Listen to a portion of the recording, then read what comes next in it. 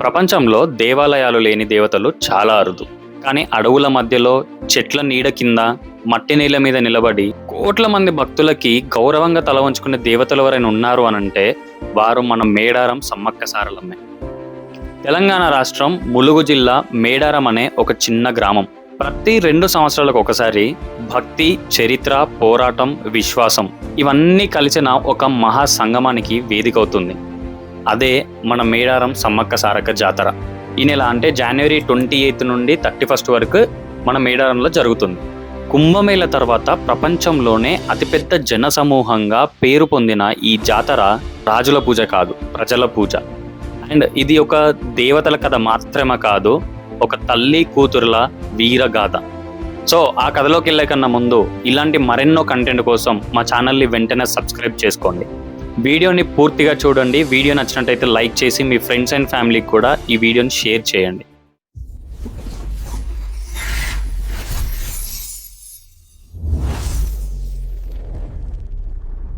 సమ్మక్క ఒక సాధారణ మహిళ కాదు. ఆమె అడవులను పుట్టింది, అడవులనే పెరిగింది, అడవులనే తన జీవనాధారంగా భావించింది. ప్రకృతితో మాట్లాడినట్టుగా జీవించిన ఒక గిరిజన మహిళే ఈ సమ్మక్క. సమ్మక్క పగిడిద్ద రాజు అనే ఒక గిరిజన నాయకుడిని పెళ్లి చేసుకుంటుంది.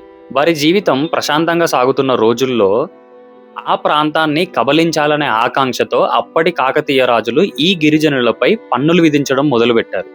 ఈ అడవులే వాళ్ళ జీవితం, వాళ్ళ ఊపిరి, వాళ్ళ ఆస్తి. అలాంటి అడవులపై పన్నులు విధించడం అనేది ఆ గిరిజనుల ఆత్మగౌరవంపై దెబ్బతీసినట్టుగా భావించారు. ఈ అన్యాయానికే ఎదురు నిలిచింది సమ్మక్క. ఆవిడొక్కరే రాజును ప్రశ్నించింది, ఈ అడవులు మావి, మా జీవితం మావి, మేమెందుకు కట్టాలి మీకు పన్నులు అని. కానీ అప్పటి రాజ్యాధికారం ముందు ఒక గిరిజన మహిళ స్వరం వినిపించలేదు. అప్పుడే సమ్మక్క ఒక నిర్ణయం తీసుకుంటుంది. అదొక తల్లి నిర్ణయం కాదు, అదొక యోధురాలి నిర్ణయం. సమ్మక్క కూతురైన సారలమ్మతో కలిసి గిరిజన ప్రజలందరినీ ఏకం చేసి రాజుకు, రాజ్యానికి ఎదురు నిలిచింది. ఇదైతే ఒక సాధారణ యుద్ధం కాదు. ఒకవైపు సైన్యం, ఆయుధాలు, రాజ్యాధికారం, శక్తి. మరోవైపు ఈ అడవుల్లో పెరిగిన ప్రజలు, వారి ఆత్మగౌరవం, వారి స్వేచ్ఛ. యుద్ధం చాలా తీవ్రమైంది. అండ్ ఆ తీవ్రమైన పోరాటంలో సారక్క వీరమరణం పొందింది. ఆ తల్లి కళ్ళ ముందే తన కూతురు ప్రాణాలను విడిచింది. కానీ ఆ బాధ కూడా మన సమ్మక్కని వెనక్కి తగ్గించలేకపోయింది. ఆవిడ యుద్ధాన్ని కొనసాగించింది. చివరి శ్వాస వరకు కూడా ఆవిడ ప్రజల కోసమే నిలబడింది. అలా యుద్ధం చేసి యుద్ధాన్ని గెలిచి సమ్మక్క అడవుల్లోకి వెళ్ళిపోతుంది.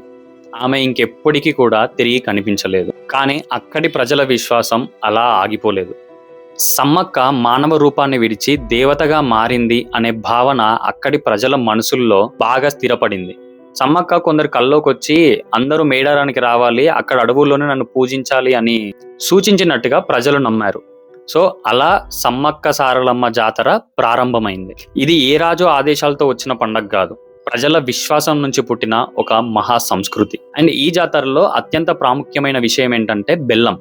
ఇక్కడ బంగారం లేదు, వెండి లేదు, విలువైన నగలు లేవు, కేవలం బెల్లం మాత్రమే. ఎందుకంటే బెల్లం అనేది ఈ గిరిజన జీవనానికి ప్రతీక, తీయని మనసుకి చిహ్నం, ప్రకృతితో కలిసిపోయిన ఒక జీవన శైలికి గుర్తు లాంటిది.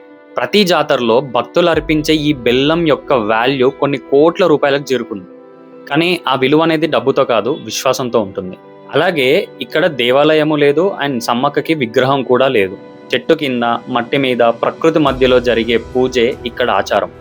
ఎందుకంటే సమ్మక్క అడవుల్లోనే పుట్టి ఆ అడవుల్లోనే లీనమైపోయింది కాబట్టి. అండ్ ఈ మేడారం జాతర అనేది కేవలం భక్తి జాతరనే కాదు, ఒక గిరిజనుల ఆత్మగౌరవం అండ్ ఒక మహిళా శక్తికి ఒక ప్రతీక. ఇది రాజ్యాధికారానికి ఎదురుగా నిలిచిన ప్రజల చరిత్ర. సమ్మక్క సారక్క దేవతల కంటే ముందు మహావీర మహిళలు.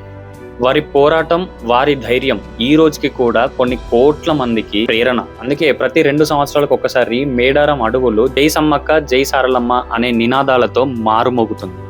ఒక తల్లి, ఒక కూతురు చరిత్రలో కలిసిపోయి విశ్వాసంగా మారిన ఈ కథ భారతదేశ సంస్కృతిలో ఎన్నటికీ మర్చిపోలేని అధ్యాయం.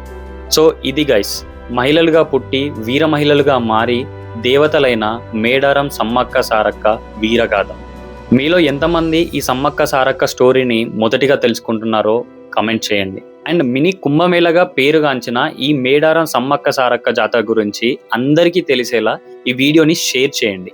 ఇలాంటి మరెన్నో కంటెంట్ కోసం మా ఛానల్ని వెంటనే సబ్స్క్రైబ్ చేసుకోండి.